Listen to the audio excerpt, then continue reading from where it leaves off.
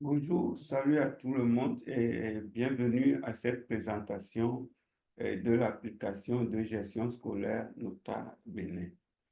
Nota Bene est une application complète et permettant la gestion informatisée d'un établissement scolaire. Elle est développée par une équipe pluridisciplinaire comprenant essentiellement des acteurs de l'éducation scolaire et elle est conçue justement pour aider les acteurs de l'éducation dans la gestion quotidienne de leur activité.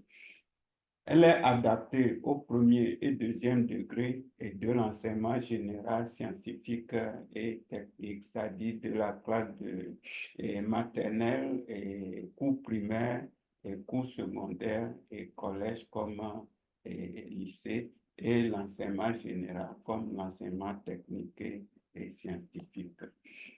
Et il y a, Nota Bene comporte plusieurs modules de gestion et voilà les modules de gestion essentiels que nous allons présenter. Et toutefois, il y a 8 modules de gestion ici énumérés, mais nous allons présenter à travers cette vidéo les 3 premiers. Les autres modules de gestion seront présentés dans d'autres vidéos. Et donc, on a les infrastructures et équipements, les ressources humaines, la comptabilité, les programmes d'enseignement, la planification des cours, les inscriptions, et le suivi, évaluation des élèves et en dernier lieu, la maintenance de l'application, la maintenance de Nota Bene. Alors, on va voir, comme je disais, les 3 premiers, c'est-à-dire les infrastructures, les équipements, les ressources humaines et puis la comptabilité. Donc, la suite de cette vidéo va nous présenter sommairement, plus ou moins, qu'est-ce qu'il y a comme sous-module de gestion au niveau de ces 3 modules de gestion. Donc, pour l'infrastructure, on a en premier lieu l'enceinte de l'établissement. Et puis, c'est un établissement, une école, c'est une enceinte, c'est une cour où il y a des bâtiments, des salles de cours, des équipements, des installations. Donc, on a d'abord l'enceinte de l'établissement et, et pour laquelle on doit répertorier des informations dans le système. Et à l'intérieur de l'enceinte, la cour de l'établissement, on a maintenant les bâtiments qui abritent et les salles de cours et les bureaux et puis d'autres équipements et les équipements.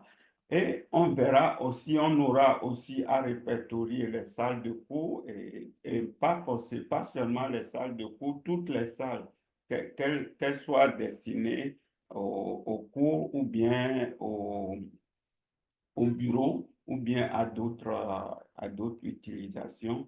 Donc, on aura à répertorier toutes les salles et dans les bâtiments dans lesquels se trouvent ces salles. Et aussi maintenant, dans les salles, on a les équipements didacticiels aussi que Nota Bene permet aussi de gérer. Et en plus des équipements didacticiels, on a aussi et tout autre équipement tel qu'un ordinateur, un rétroprojecteur. Et donc,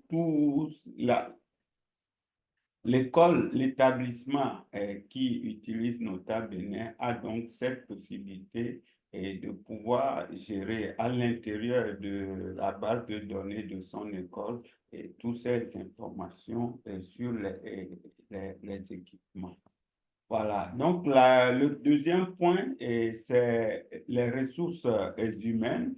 Et pour les ressources humaines, on a ici 4 grandes catégories de ressources humaines. Le personnel administratif, le personnel enseignant, les parents d'élèves et les partenaires. Il y a aussi l'autre catégorie qui est que constituent les élèves, mais ça, on verra ça plus tard quand on sera au suivi, évaluation, aux instructions et suivi, évaluation de l'élève. Donc, pour le moment, voilà ce qu'on va voir à ce niveau.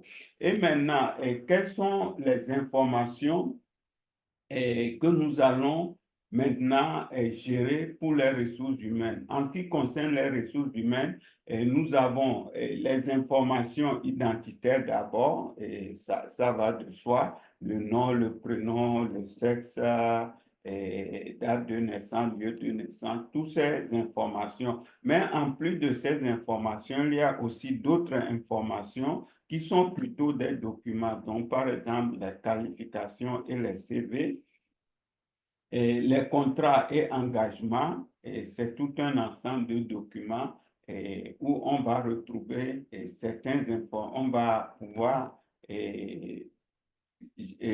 traiter certaines informations, par exemple, comme le type de contrat, la durée de contrat, le début et la fin de contrat.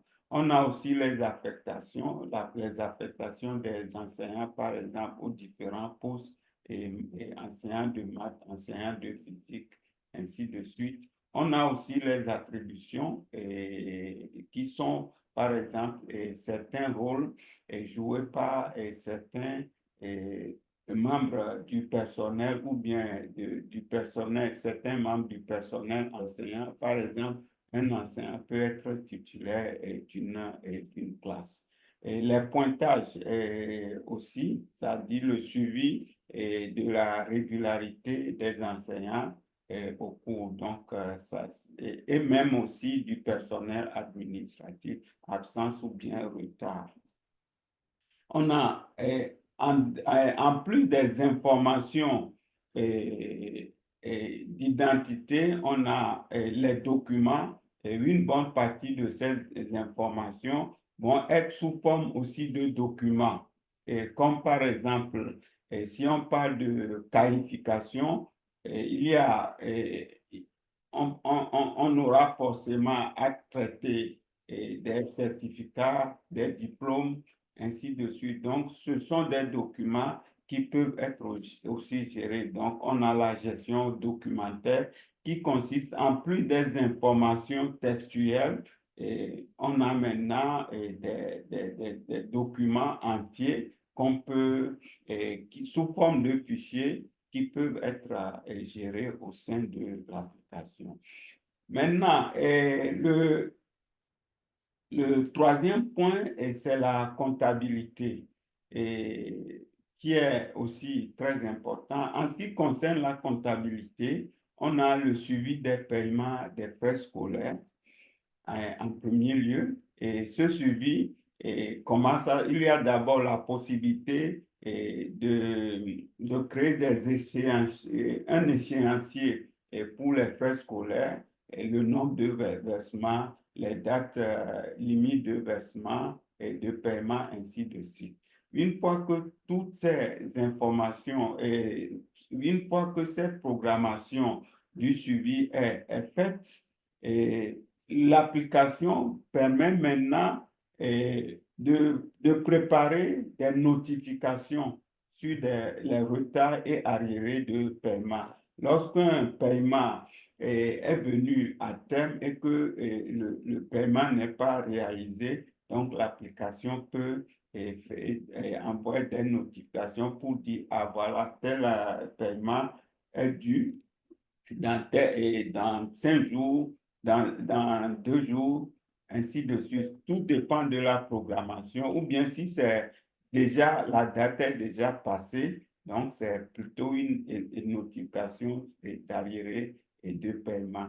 Et la rédaction des notifications peut se faire de façon automatique. L'application même génère ça, quitte maintenant à l'utilisateur d'apporter des modifications. Il y a aussi la possibilité à l'utilisateur aussi de préparer des tests types et enregistrer dans le système, et chaque fois que le système veut préparer une notification, il va utiliser et c'est le message typique est créé par l'utilisateur.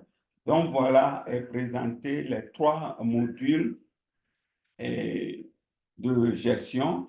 Les autres modules seront présentés dans d'autres vidéos qu'on va encore aussi poster à la suite de celle-ci. Et voilà nos contacts. Vous pouvez nous contacter à ces numéros, envoyer des messages WhatsApp ou bien des courriels. Voilà l'adresse de courriel. Et aussi, vous pouvez consulter notre chaîne YouTube pour regarder et visionner les vidéos qui seront postées. Merci pour avoir suivi cette présentation. Nous attendons vos commentaires et aussi n'hésitez pas à nous contacter et nous aimerions bien vous compter parmi les utilisateurs de Nota Bene. D'autres présentations vont venir et pour vous donner beaucoup de coups sur ce qu'on peut faire avec Nota Bene, c'est-à-dire l'utilisation concrète de l'application. Merci et à la prochaine pour une autre présentation.